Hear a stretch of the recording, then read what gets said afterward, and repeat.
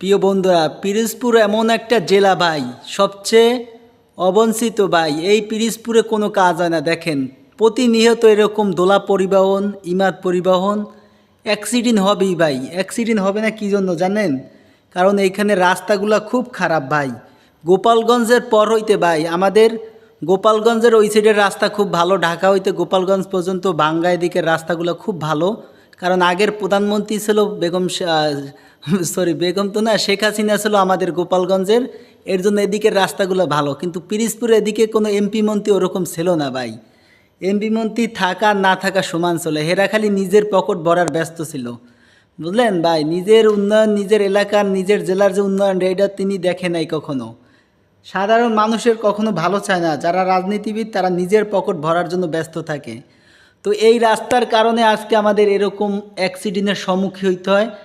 শত শত মানুষের প্রাণ যায়, শত শত মানুষের প্রাণ। বিশেষ করে ঈদের সময়টা বেশি, রাস্তাঘাট জ্যামজট থাকার কারণে ঈদের সময়টা বেশি।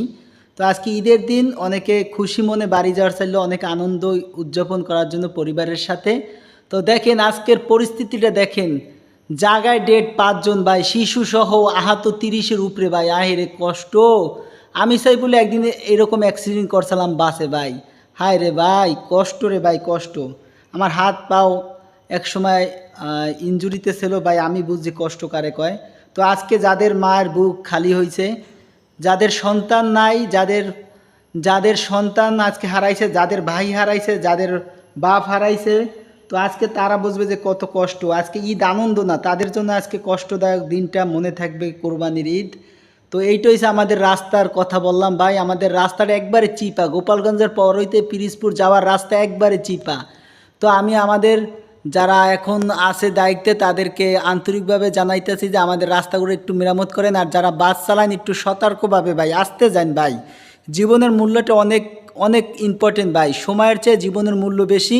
সময় হাতে নিয়ে আস্তে আস্তে গাড়ি চালাই যাবেন ভাই। আমার ভিডিওটা এখানে আমি ইনশাল্লাহ আপনাদের আবার জানাবো।